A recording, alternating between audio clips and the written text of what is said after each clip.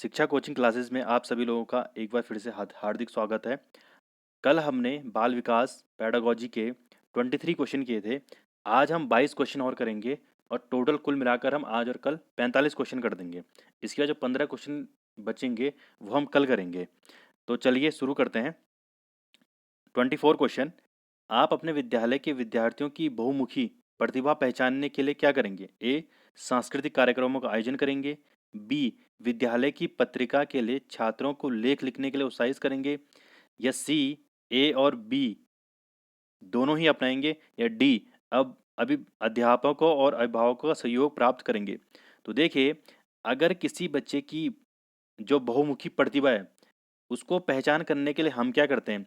बहुमुखी प्रतिभा का मतलब ये है कि क्या पता कोई बच्चा उसमें से अच्छा सिंगर हो, क्या पता कोई डांसर हो, क्या पता कोई खेलकूद में अच्छा हो। तो उसके लिए हम क्या करेंगे भाई? माता पिता से तो बात नहीं करेंगे हम, अभिभावक से संपर्क नहीं करेंगे हम। अभिभावकों का सहयोग लेके हम हमें क्या प्राप्त होगा? हम ज़्यादा से उनसे पूछ सकते हैं आपका बच्चा किस में अच्छा है। लेकिन वो अच्छा किस में है ये कैसे पता चलेगा? जब हम उसे क्या करेंगे, कुछ सांस्कृतिक कार्यक्रमों का आयोजन कराएंगे या जो विद्यालय की पत्रिका है उसमें अगर उसे लेख लिखने के लिए कहेंगे तो हमें पता चलेगा कि उसके अंदर बहुमुखी प्रतिभा है कि नहीं है। इसलिए इस क्वेश्चन का जो सही आंसर होगा वो होगा सी। तो 24 क्वेश्चन का सही आंसर होगा सी, यानी ए और बी दोनों। अगला सवाल है, निम्न में से कौन सा कथन शिक्षक के लिए सर्वोत्तम है? ए, एक शिक्षक को कठोर अनुशासन संबंधी नियमों का अनुपालन करना चाहिए। ये बिल्कुल गलत होगा। जहां भी आपको ये देखिए कठोर अनुशासन, ये हमेशा गलत होता है। आरटीई जो राइट टू एजुकेशन है 2009, उसमें साफ साफ लिखा गया है कि विद्यालयों में शारीरिक दंड निषेध है, यानी कि विद्यालयों में किसी प्रकार का भी शारीरिक दंड नहीं दिया जाएगा। दूसरा है, एक शिक्षक कक्षा पढ़ाते समय सर्वे सर्वा है, अतः वह जो पढ़ाता है वही सही है। सी है, शिक्षक कभी भी कक्षा समुदाय का एक सदस्य है, शिक्षक भी कक्षा समुदाय का एक सदस्य है। डी है, शिक्षक द्वारा दिए गए निर्णयों को चुनौती नहीं दी जा सकती। तो देखिए, ये तो गलत हो गया। एक शिक्षक सर्वे सर्वा है, ये कहीं ने लिखा कि एक शिक्षक सर्वे सर्वा है, जो वो पढ़ाएगा वो सही है। हो सकता है कि वो कभी गलत भी पढ़ा दे, कभी सही भी पढ़ा दे, तो ये भी गलत होगा। शिक्षक भी कक्षा समुदाय का एक सदस्य है, ये सही हो सकता है। डी है, शिक्षक द्वारा दिए गए निर्णय को चुनौती नहीं दी जा सकती।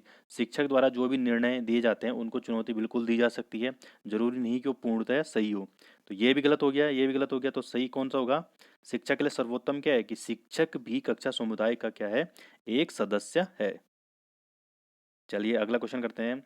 10+2+3 शिक्षा पद्धति के अंतर्गत माध्यमिक स्तर पर पाठ्यक्रम की रचना की जाती है।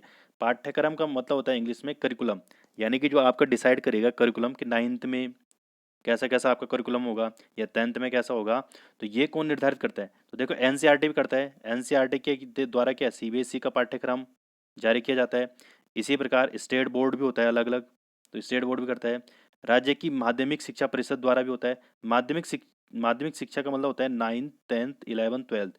तो अलग, अगर राज्य ने एक अलग सा बोर्ड बना रखा है माध्यमिक शिक्षा के लिए, तो वो भी क्या करता है, राज्य की माध्यमिक परिषदों द्वारा भी जो 10+2+3 शिक्षा पद्धति है उसके पाठ्यक्रम की रचना भी की जाती है माध्यमिक स्तर द्वारा।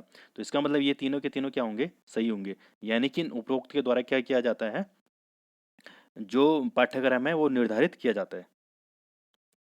अगला सवाल है, वर्तमान समय की मांग के अनुसार शिक्षकों से आशा की जाती है कि वे सक्रिय राजनीति में भाग ले तथा मंत्री पद प्राप्त करें। बी, समय समय पर हड़ताल कर अधिक वेतन तथा कम कार्य करने हेतु सरकार पर दबाव डाले। नंबर 3, नैतिकतापूर्ण पक्षपात रहित संतुलित जीवन यापन करे। डी, अपने सेवा काल के अनुरूप स्वतः ही प्रमोशन प्राप्त करे। तो देखो इसका क्या होगा सही? देखो, ए तो हो नहीं सकता है कि राजनीति में भाग। अगर शिक्षक है तो शिक्षक का राजनीति से क्या मतलब है? तो बिल्कुल गलत होगा। समय समय पर शिक्षक क्या करेगा? अगर शिक्षक हड़ताली करेगा तो सरकार स्कूल में पढ़ाएगा कौन? तो ये भी गलत है।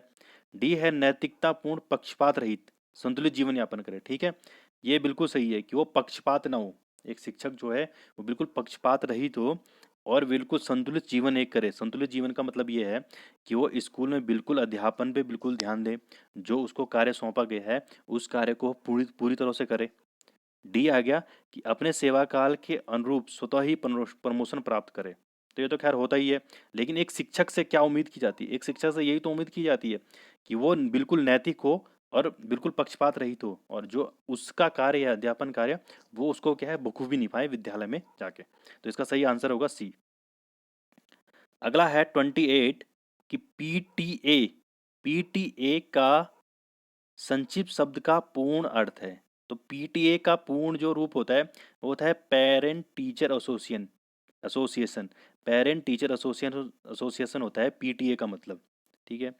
अगला सवाल है कि भारतीय संविधान की धारा 45, धारा 45 जो है भारत के प्रत्येक नागरिक को प्रदान की जाती है। मतलब जो संविधान की धारा 45 या 45 है उसमें क्या लिखा गया है कि न्यूनतम रूप से प्राथमिक स्तर की शिक्षा या माध्यमिक स्तर की शिक्षा या प्रौढ़ शिक्षा या उपयुक्त सब, उपयुक्त सभी। तो देखो जो धारा 45 ये है क्या, ये नीति निर्देशक तत्व है। तो आर्टिकल 45 के जो 45 में वो क्या लिखा है कि 0 से 6 वर्ष तक की बच्चों की जो देखभाल होगी और उस शिक्षा का दायित्व किसका होगा? सरकार का होगा। तो इसका मतलब क्या होगा? इसका ए होगा कि प्राथमिक स्तर की शिक्षा। माध्यमिक स्तर की नहीं, गलत है। प्रौढ़ शिक्षा भी गलत है, यानी इसका सही आंसर क्या है? ए है कि भारत संविधान की धारा 45 के प्रत्येक नागरिक को प्रदान की जाती है न्यूनतम रूप से प्राथमिक स्तर की शिक्षा। अगला सवाल है दूरस्थ शिक्षा देने का उद्देश्य क्या है? नंबर 1 है उन व्यक्तियों को शैक्षिक अवसर प्रदान करना जो प्रारंभिक काल में किन्हीं कारणवश शिक्षा से वंचित रह गए हैं। उन व्यक्तियों को शैक्षिक अवसर प्रदान करना जो जीविकोपार्जन के साथ साथ सामान्य शिक्षा भी ग्रहण करना चाहते हैं। सी, बढ़ती हुई जनसंख्या की शैक्षिक आवश्यकताओं की पूर्णता हेतु। या डी, उपरोक्त सभी के निमित्त। देखो दूरस्थ शिक्षा का मतलब होता है कि जैसे आपका उत्तराखंड ओपन यूनिवर्सिटी कराता है, उत्तराखंड ओपन यूनिवर्सिटी उन बच्चों के लिए उन बच्चों के लिए एग्ज़ाम कंडक्ट कराता है, या उन बच्चों के लिए बीए, बीएससी या आपका एमए हो गया, ये उन बच्चों के लिए है जो किसी कारणवश क्या है शिक्षा से वंचित रह गए हैं। कि क्या पता कि उसके पास किसी बड़ी यूनिवर्सिटी में दाखिला लेने के लिए पैसा नहीं हो, या वो उसकी पहुंच से बहुत दूर हो, या हो सकता है कि वो कोई जॉब कर रहा हो और जॉब में उसे समय नहीं मिल पा रहा हो कि वो वहाँ तक जाए। तो इसलिए ये तीनों सही होंगे कि किसी कारणवश वो शिक्षा प्राप्त नहीं कर पाया, या जीविकोपार्जन के साथ साथ सामान्य शिक्षा भी ग्रहण करना चाहता है, या बढ़ती हुई जनसंख्या की शैक्षिक आवश्यकताओं की पूर्ति के लिए। तो इसके क्या होंगे? सभी सही होंगे, यानी उपयुक्त सभी के निमित्त। तो दूरस्थ शिक्षा का ये उद्देश्य है, तीनों उद्देश्य हैं।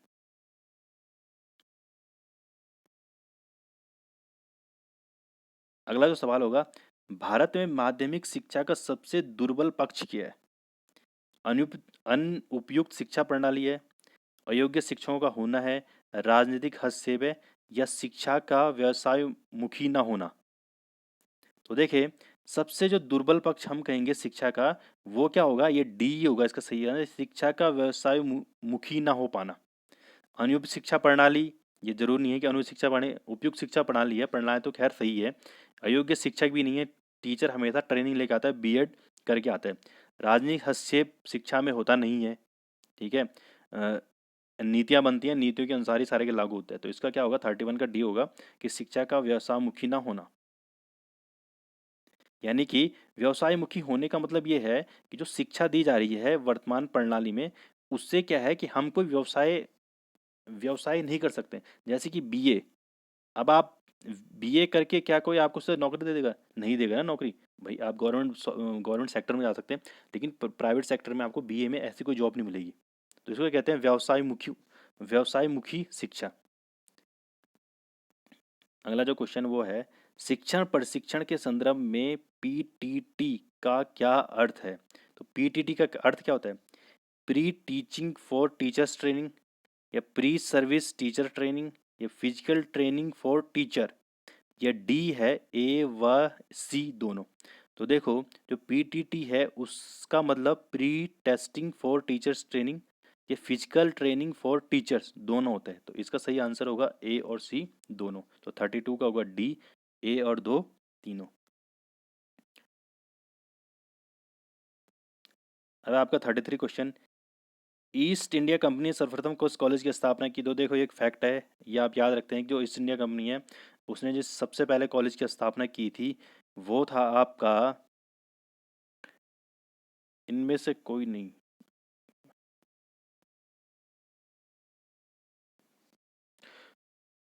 तो इस इनमें जो सही आंसर होगा वो होगा डी आपका। डी क्यों होगा? क्योंकि जो है ये जितने भी ऊपर के कॉलेज हैं, इन कॉलेज की स्थापना भारतीयों ने की है। इसमें से ईस्ट इंडिया कंपनी ने किसी भी कॉलेज की स्थापना नहीं की है। चलिए अगला देखते हैं हम।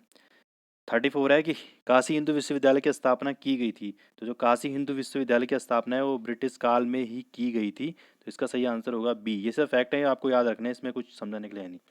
चलिए अगला। काशी हिंदू विश्वविद्यालय की स्थापना की गई थी। तो काशी हिंदू विश्वविद्यालय की स्थापना आपकी की थी पंडित मदन मोहन मालवीय द्वारा। इसका सही आंसर होगा डी।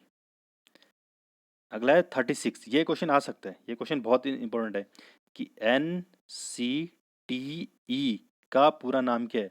तो NCTE का जो पूरा नाम है वो है national council for teacher education.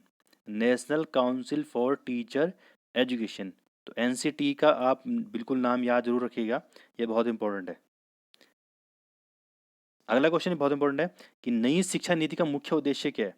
शिक्षा का सार्वभौमिकरण। सार्वभौमिकरण होता है ग्लोबलाइजेशन। ठीक है, तो शिक्षा ग्लोबलाइजेशन हो ही रहा है। सबके लिए शिक्षा है कि अनौपचारिक शिक्षा है, समाज के पिछड़े वर्ग के लिए शिक्षा है। तो जो नई शिक्षा नीति है उसकी मुख्य विशेषता ये है कि सबके लिए शिक्षा। ठीक है, तो 37 का सही आंसर होगा बी, यानी कि सबके लिए शिक्षा। 38 क्वेश्चन आपको नहीं पढ़ना है। 39 क्वेश्चन।